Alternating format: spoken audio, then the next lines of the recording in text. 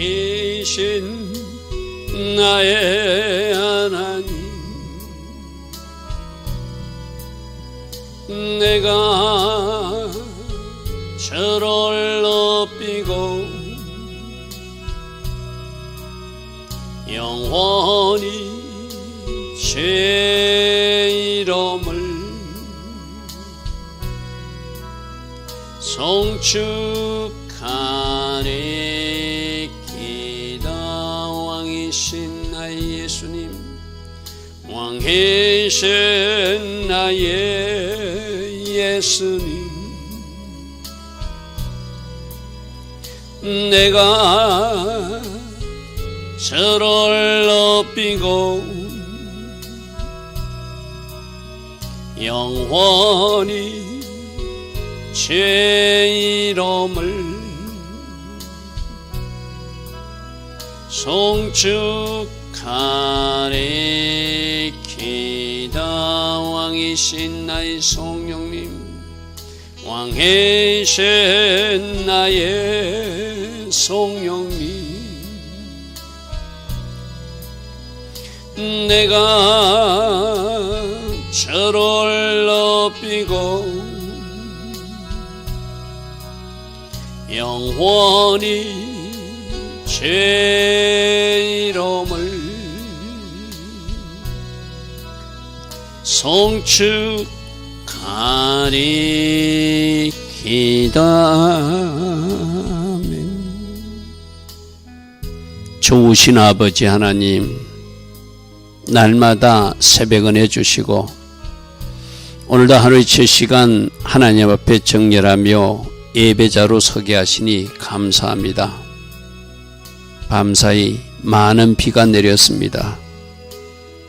하나님 아버지, 이 땅을 불쌍히 여겨주셔서 우리 이 땅에 비도 필요하지만 너무 많은 비로 피해가 입는 백성들이 없기를 소망합니다.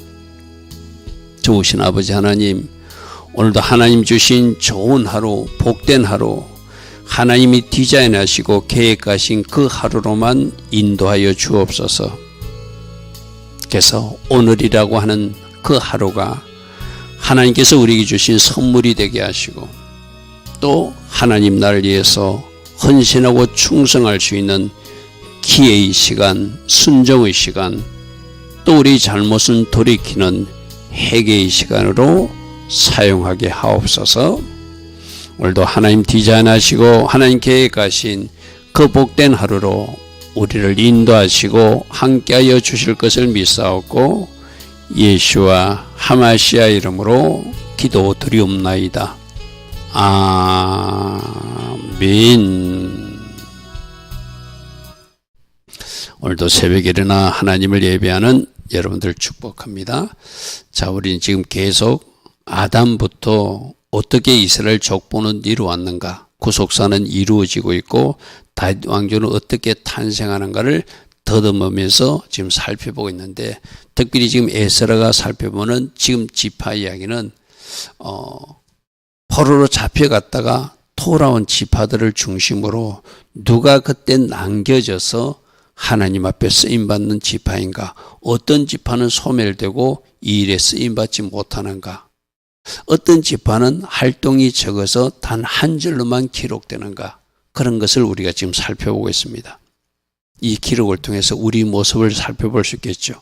나는 과연 하나님 나라 그 천국 도서관에 그 행위장에 어떻게 나의 흔적들이 기록될 것인가, 그거 우리 고민해 보자고 그래서, 그죠? 그리고 하나님 기뻐하신 지파의 모습은 저렇게 해서 우리도 쓰임받아야지, 저 모습은 아름답지 못한데 저 모습은 닮지 말아야지, 그런 교훈으로 삼자 제가 말씀드렸습니다. 자, 오늘은 역대상 7장 20절부터 에브라임 지파와 아셀 지파에 대해서 우리 살펴볼 것입니다. 자, 에브라임 지파는 북이스라엘로 나누어졌을 때 그 중심되는 지파 역할을 하죠.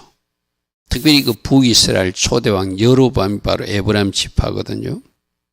그러니까 저 여로보암이 솔로몬이 불순종으로 나라는 나누어졌지만 역시 그들도 하나님 경외하는 민족으로 잘 돼서 남북이 연합하면 참 좋은데 저 여로보암의 그 실정이 뭐였죠? 결국은 금송아지를 숭배하고 여로보암의 길을 걷게 하는 그 나쁜 어떤 시작점이 저 여로보암, 즉이 바로 에브라임 지파에서 나왔다는 것이죠. 그래서 북이스라엘 중심 지파라서 초대왕 여로보암을 배출한 지파인데 기록으로는 여로보암의 길로 하나님이 기뻐하지 않는 악의 길로 갔다. 그래서 결국 BC 722년에 아수르에 멸망당한 나라가 북이스라엘 되고 말이죠. 자, 20절. 에브라임 아들들은 이런 사람들이다 하고 기록을 남기고 있습니다. 자, 우리 창세기 48장에 그날에 그들에게 축복하야 돼. 이스라엘이 너로 말미암아 축복하기를 하나님이 내게 에브라임 같고 므낫세 같게 하시라며 에브라임을 므낫세보다 앞세웠더라. 므낫세가 장자였죠. 그죠? 요셉이 큰 아들이었죠. 그죠? 그런데 작은 아들 에브라임 지파가 더 커지게 될 것을 저렇게 예언한 대로 그대로 에브라임 지파가 그 북이스라엘 중심 지파는데요. 중심 지파가 되어서 바른 길로 갔으면 참 좋은데 여로보암이 길로 가는 것, 그것이 참 안타까운 현실이라는 것이죠. 자, 이어서 보겠습니다. 여로보암 시대 때 어떤 일이 있었죠? 열왕기상 12장 28절부터 29절 보니까 이스라엘 백성들이 자꾸 예루살렘 성전으로 가거든요. 지금 해서 우리나라로 비하면 남북이 분단되고 저 평양 사람들, 저 북한 사람들이 서울의 큰 성당 쪽으로, 명동 성당 쪽으로 향하는 모습하고 비슷하다고 생각하면 되겠죠. 만일에 이쪽에 큰 교회가 있었어요. 남한 쪽에. 그럼 남한 큰 교회 쪽으로 오르고 북한 교회 쪽에서 자꾸 내려오니까 북한에서 뭐 하고 38선을 딱 내려고 못 내려가고 막듯이 그 비슷하게 바로 여로보암도 저렇게 가다가는 남유다 예루살렘 성전 쪽으로 가다가 사람들이 마음이 저쪽으로 기울겠다. 그래서 아예 어디다가 이에 계획하고 두 금송아지를 만들고 우리에게 말하기를 너희가 다시는 예루살렘 성전에 올라갈 것이 없다. 여기도 하나님이 있다. 이렇게 우기는 것이 쉽게 말해서. 이스라엘아 이는 너희를 애굽 땅에서 인도하는 너희 신이라고 금송아지를 만들어서 하나는 베델에 주고, 즉 베델이 하나님이 집이라는 뜻이잖아요. 그죠? 하나님의 집 베델에 금송아지를 만들어서 거기서 하나님을 섬기게끔 만드는, 그러니까 완전히 정치적 욕심으로 분단시켜 놓고 예루살렘 성전에 가지 못하게 하고, 그러니까 여러분 생각해 보십시오. 어제도 말씀드렸다시피 저렇게 예루살렘 성전에 가서 하나님을 예배하는 것이 진짜니까 진짜 하나님을 섬기고 싶은 사람은 어떻게 했을까요? 저 북이스라엘 쪽에서 남유다 쪽으로 탈출했겠죠. 마치 북한의 김일성 정권이 들었을 때 신앙의 자유를 찾아서 남한으로 탈출하듯이 6.25 때 많은 사람들이 넘어오듯이 그럴 수밖에 없잖아요. 그러니까 저 북쪽에 있는 제사장들은 정식 아론의 후손들이 제사장들이 되는 것이 아니라 그냥 아무나 뽑아가지고 절기도 아무 때나 자기들보다 초막절보다 한 달 뒤에 초막절을 정하고 그렇게 자기들 마음대로 제사장도 주고 자기들 마음대로 절기도 만들고, 그러니까 완전히 왜곡되고 비틀은 하나님을 섬기는 나라가 북이스라엘이 되고 말았던 것이죠. 원인이 뭐라고요? 자기 정치적 야망에 의해서 이러다가 북이스라엘 백성들이 남유다로 다 내려갈 것 같다. 못 내려가고 막으려고 여기도 하나님이 있다고 금송아지를 만드는데 그것이 하나님이 가장 기뻐하지 않는 우상숭배의 길을 가고 엉터리 제사장들을 세우고, 그러니까 그쪽에서 선지자라고 하는 사람들은 진짜가 남았을까요? 가짜가 남았을까요? 가짜가 남았겠죠. 그쪽에서 제대로 신앙생활을 하고 싶은 사람은 남유다 쪽으로 내려왔겠죠. 그죠? 그게 어제 제가 말했던, 그래서 어제 이사갈 지파라든지 북쪽에 있는 지파들을 기록을 남긴 것은 그때 넘어온 사람들이 이 남쪽에 있다가 바벨론으로 포로 잡혀갔다가 다시 돌아온 사람도 있고 이 땅에 남은 사람들이 그들이 하나님 앞에 쓰임받는 사람들이란 것이죠. 그죠? 지금 저런 지경에 쉽게 말해서 여기에 신이 있다고 못 내려갈 때 거기서 굽신굽신 금송아지에게 절한 사람들, 그들은 올바른 신앙이라 할 수 없겠죠. 올바르게 하나님을 섬기는 사람이라 할 수 없겠죠.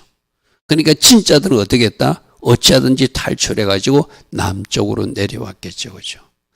자, 저렇게 하고 있을 때 나중에 에우라는 사람이 등장해가지고 막 우상 숭배의 제단들을 헐어버리거든요. 그래서 막 종교개혁이 일어나요. 그런데도 그때 우상 숭배를 방한 에우 시대도 열왕기하 10장에 보면 이스라엘에게 범죄하게 한 느바스 아들 여로보암이 이제 베델과 단에 있는 금송아지를 섬기는 지에서는 떠나지 않았더라. 다른 우상들은 다 치우면서 저 금송아지는 베델과 단에 두고서 계속 그렇게 했다는 거예요. 지금 왜 그렇게 했을까요? 정치적 목적으로 그렇게 했죠. 그죠? 정치적 목적으로. 자꾸 남유다 쪽으로 사람들이 이탈되면 안 되니까 여기도 사람들을 묶어놓게 해서 여기도 하나님이 있다라고 보여주기 위해서 저 에후가 우상들은 없애면서도 저 금송아지는 없애지 않는 그런 이야기가 에브라임 지파에서 지금 일어나고 있는 이야기예요.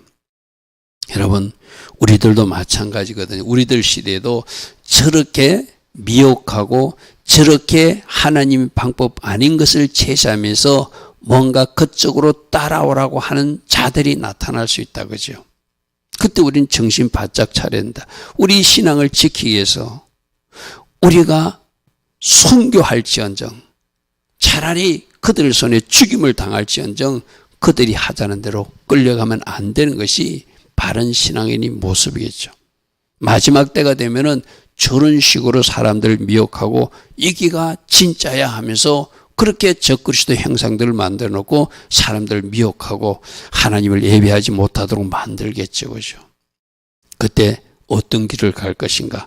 저런 모습 속에서 그때 모습이나 마지막 때 모습이나 우리가 그림을 그려볼 수 있다는 것이죠. 자, 그 뒤에 그의 이름은 사바시오, 사람들 이름을 쭉쭉쭉쭉쭉쭉 기록하고 있습니다. 그런데 에슬과 엘랏을 낳았으니 그들이 가드 원죽임의 죽임을 당하였다. 이거는 애굽의 고센 땅에서 일어난 일이거든. 애굽에서 살 때 그때 에브라임 아들들이 가드 주민들에게 죽임을 당하는 일이 있었어요. 그들이 내려가서 가드 사람이 짐승을 빼앗고자 할 때 거꾸로 가드 사람에게 공격을 당해서 죽임을 당한 일이 있었다.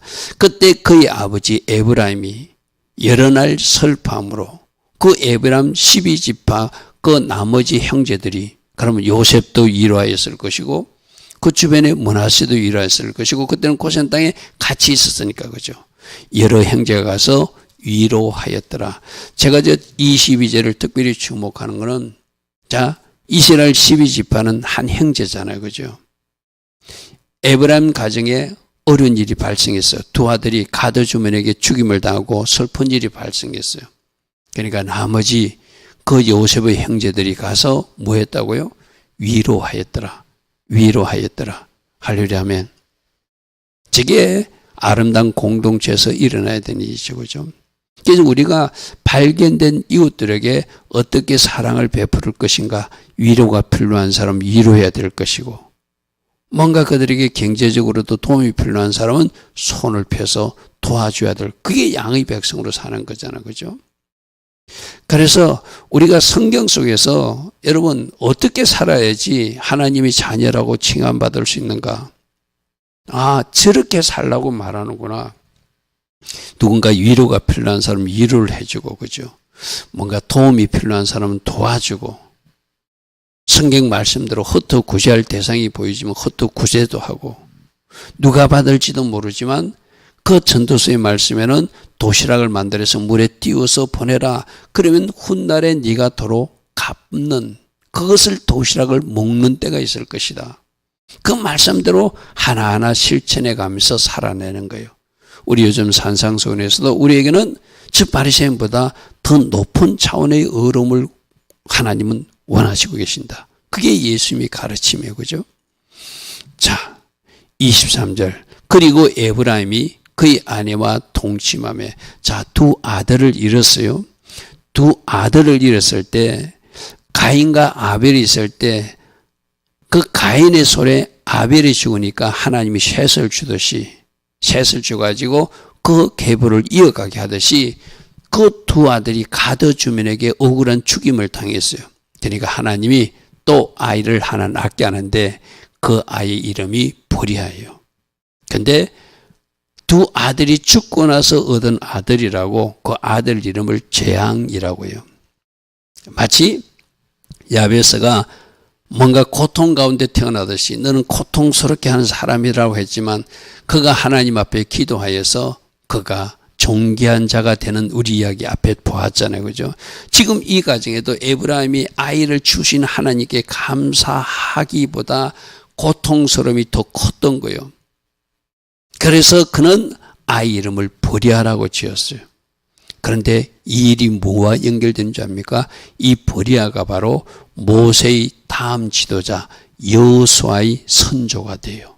그럼 이 이야기는 뭐죠? 그 가정에 불행한 일이 일어났지만 그 불행한 일을 하나님께서 기억하시고 위로하시고자 아들을 주어서 보리아를 주어서 아버지는 그 의미를 모르고 재앙이라고 지었지만 하나님은 위로하신 하나님으로 보리아를 주어서 앞으로 모세 이후에 차세대 지도자감을 이 가정에 선물로 주신 하나님. 이것이 바로 하나님이 일하시는 방법이에요. 오늘 여러분 가정에도 지금은 보리아가 나타날 수 있어요. 재앙 같은 일이 일어날 수 있어요. 내가 원하는 아름답지 못한 일이 일어나기도 하는 세상이 우리가 사는 이 세상이에요. 행통한 일도 있고 공고한 일도 있다고 그랬잖아요. 그죠? 근데 하나님이 계획 가운데는 저 여호수아를 숨겨놨다는 거예요. 할렐루야 아멘. 두 아들이 잃는 아픔이 있었어요. 하나님 주신 그 새로운 아들을 얻었지만 기뻐하지 못했어요. 그러나 하나님의 계획은 너희들 후손 중에 모세 다음으로 가나안 정복 정쟁에 쓰임받을 여호수아가 나올 것이다. 이것이 하나님의 계획이라는 거예요. 여러분, 우리 모두도 이렇게 일하시는 하나님을 바라볼 수 있어야 돼요. 지금 당장에 눈앞에 보이지 않는다고 좌절하고 낙심하는 것이 아니라 그래도 하나님은 지금도 일하고 계신다. 그래도 하나님의 멋진 작품은 지금도 만들어지고 있다. 그래서 나는 하나님 앞에 계속 무릎으로 나아갈 것이고 하나님이 지금 나에게 하라고 하는 일은 어찌하든지 순종으로 반응해서 하나님 기뻐하신 길을 계속 걸어가면 우리들 인생에도 저 여호수아 같은 하나님의 선물이 도착하는 때가 있겠죠. 그죠? 그래서 보리아 후손으로 여호수아를 주신 하나님이 27절에 기록되어 있어요. 그의 아들은 눈이요 그의 아들은 여호수아더라. 할렐루야. 이 여호수아뿐만 아니라 그 뒤에 사사 더불어도 에브라임 지파요. 많은 훌륭한 사람들이 많이 나요. 우리 지금 계속하는 이야기가 훌륭한 사람, 좋은 사람, 우리는 그런 사람들 모습 보자. 어제도 보니까 더브라가 전쟁하러 가는데 그걸 쳐다만 보고 있었던 르우벤 지파. 그러나 이삭을 지파는 힘을 다해서 헌신한 지파였어. 그죠? 그럼 우리는 누구 쪽에 바라봐야 돼? 이삭을 지파를 바라봐야죠. 그죠? 르우벤 지파처럼 살면 안 되는구나. 납달리 지파처럼 아무런 기록이 남지 않는 우편 강도 같은 그런 인생을 살면 안 되는구나. 열심히 일하고 충성되게 헌신한 그런 이삭을 지파처럼 살아야 되는구나. 이번 엘루렐이 무슨 지파다리라고? 갓지파라고 했죠. 갓지파는 무슨 의미죠? 복의 지파가 된다. 복의 통로가 되라. 용감하고 단단한 지파가 되어서 다이아몬드처럼 승리하는 지파가 되라. 견고한 지파가 되라. 할렐루야 하면 좋은 것, 하나님 기뻐하신 것, 그 방향으로 자꾸 바라보고 나아가는 사람들이 믿음의 사람들, 하나님의 사람들의 모습이죠. 할렐루야 하면 아까 에브라임 지파 중에서 여로보암 왕 같은 잘못된 왕도 나오지만 저렇게 여호수아 같은 사람, 사사 더브라 같은 사람, 하나님이 기뻐하신 사람들로 나온다는 것이죠. 그죠? 저게 하나님이 예정 가운데 하나님께서 계획하신 가운데 주시는 바로 선물 같은 사람들이죠. 바로 우리가 그런 사람이 되어야 되잖아요. 여러분 가정에 여러분이 선물이 돼야 되고 여러분 가정에 여러분 직장에 여러분 또 교회에 여러분 한 사람 한 사람이 선물 같은 사람이 돼야 되잖아요. 그죠? 자, 28절 에브라임 자손의 토지와 거주지는 베델 지역에 있었다. 아까 저 베델이 참 이름은 좋은 집이잖아요. 하나님의 집 베델 얼마나 좋아요. 저 베델이 야곱이 예삼촌 집에 갈 때 사닥다리가 내려왔던 그 자리잖아요. 그죠? 이것이 하나님의 집입니다. 내가 돌아올 때 반드시 돌아올 것이고 이곳에서 하나님 앞에 예배를 드릴 것이고 이곳에서 하나님 앞에 11조도 드리겠다고 약속했던 그 장소가 베델 장소잖아요. 그죠? 근데 거기서 그 베델에서 약속해놓고 그가 또 잊어버리고 세겜 땅에 머무르면서 엘헬로에 이스라엘 했던 것이 또 야곱이기도 되고 그죠? 즉 베델, 에브라임 중심 지파가 살던 곳이 베델 주변입니다. 자, 므낫세 자손 지기에 가까운 벳산 지역까지 그 지역까지 이스라엘 자손들이 여러 곳에 나누어서 에브라임 지파가 거주하였더라. 그들이 그림은 이렇게 볼 수 있겠죠. 저 가운데 부분에 유다 지파 위에 베냐민 지파하고 그 위에 에브라임 지파가 있잖아요. 그죠? 저 지역이 베델 그 지역입니다. 그리고 저 에브라임 지파가 있는 저 베델의 금송아지 있다면 저 납달리 지파 저 우측에 거기가 단 지파가 있었던 어제 우리가 12지파 중에서 돌아온 지파 중에 이 왼쪽에 단 지파 자리가 원래 그들이 배분받은 땅인데 그 자리에 있지 않고 아무리 족속이 쫓겨가지고 북쪽 갈릴리 북쪽으로 가가지고 단 지파가 거기서 우상 숭배하고 있었고 그 자리가 바로 또 하나의 금송아지가 세워지는 자리라고 그래서 그죠. 그래서 어제 스불론 지파하고 누구 지파? 단 지파는 지금 오늘 이 7장에 기록으로 남지 않는 지파다. 그들은 돌아와서 다시 이스라엘을 재건하는 일에 쓰임받지 못한 지파라는 것이고요. 그런 지파도 있다. 그런 지파도 있다. 자, 30절부터는 아셀 지파에 대해서 기록하고 있습니다. 아셀 지파. 여기도 내 아들인데 이름이 버리아에 또 뭐 안 좋은 일이 있었는지 재앙이란 이름으로 이름이 기록되어 있어요. 근데 여기도 특별한 활동이 없는 마치 어떤 지파처럼 납달리 지파처럼 그렇게 에스라 시대까지는 그렇게 기록되고 있어요. 그래서 누구 아들은 어떻고 하면서 저 30절을 보니까 또 버리아가 하나 등장하죠. 그죠? 그러니까 아마 아버지가 생각할 때 우리 가정에 안 좋은 일이 일어나서 네가 재앙이다 이랬나 봐요. 그러나 앞에는 그 버리아가 재앙이었지만 하나님의 계획 가운데는 누구를 주셨다? 여호수아를 주셨다. 그죠? 그런 것도 하나님이 일하신 가운데 있다. 그것을 우리 눈여겨보자고 그래서 그죠? 자, 이는 다 아셀의 자손이요 우두머리요 용감한 장사요 방백의 우두머리들이라. 계수하면 26,000명인데 그 숫자로 보면 아마 헤벨 자손만 기록한 것으로 기록되어 있어요. 자, 그런데 제가 별로 기록이 없는 사람들이 이 아셀 지파라고 그랬어요. 그죠?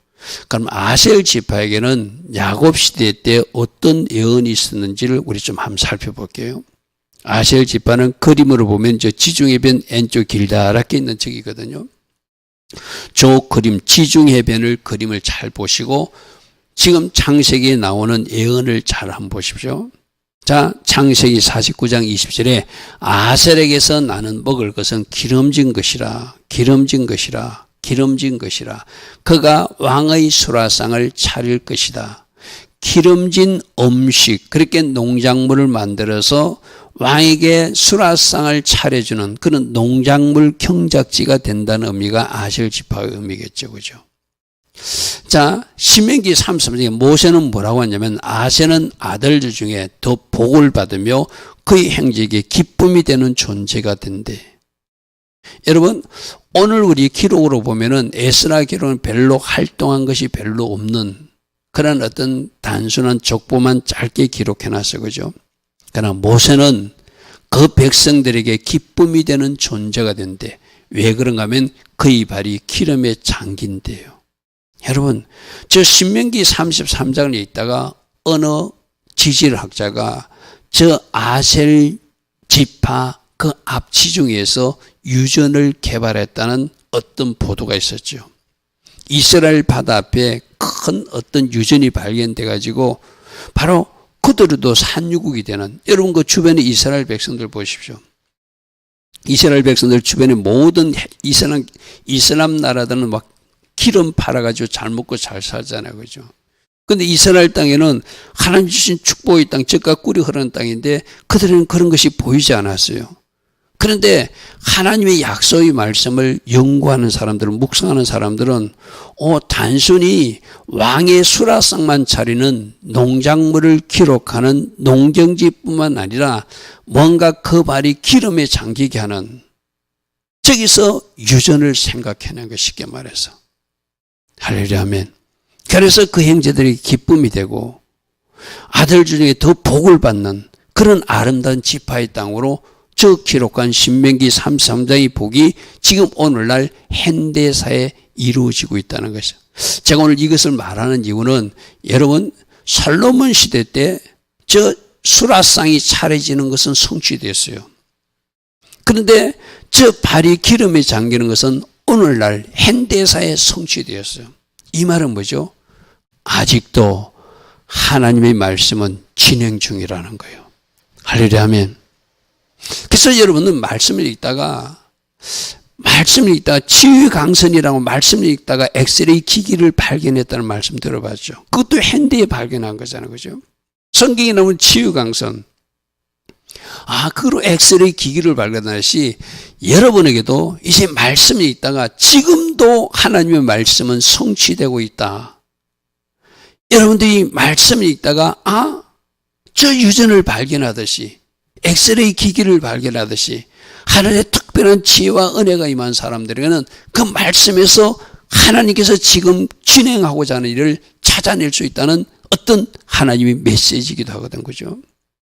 이 새벽에 일어나서 예배하는 여러분들, 말씀 속에서 하나님이 계획하고 있는 일이 아직도 진행되고 있는 걸, 그걸 발견하는 은혜가 이 새벽 일꾼 중에 꼭 나오기를 바랍니다. 할렐루야, 아멘.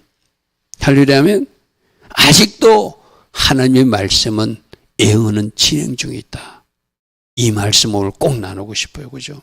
그래서 그것을 찾아서 누리는 사람, 그것을 찾아서 온 세상에 전파할 수 있는 사람, 그게 이 새벽의 예배자들 중에 나온다면 여러분들이 바로 복의 사람, 형제들에게 기쁨이 되는, 그 발이 기름이 잠기는 아셀 지파의 복을 누리는 사람이라 할 수 있겠죠.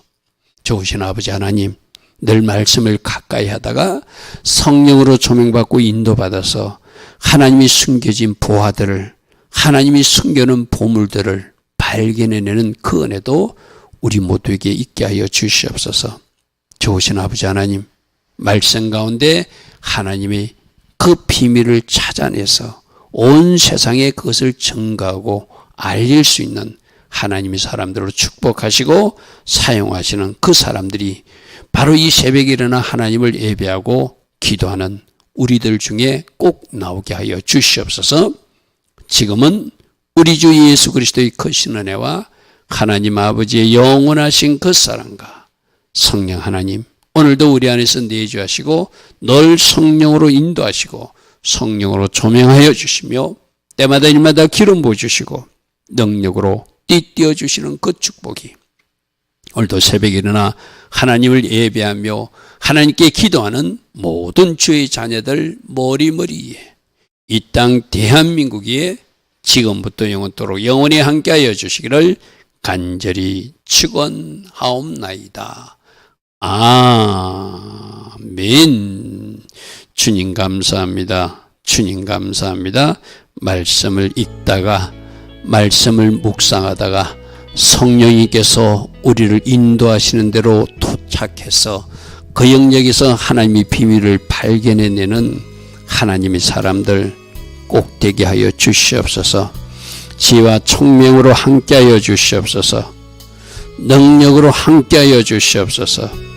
그래서 오늘이란 삶에 그 지혜로 승리하게 하시고 그 능력으로 승리하는 주의 자녀들 다 되게 하옵소서.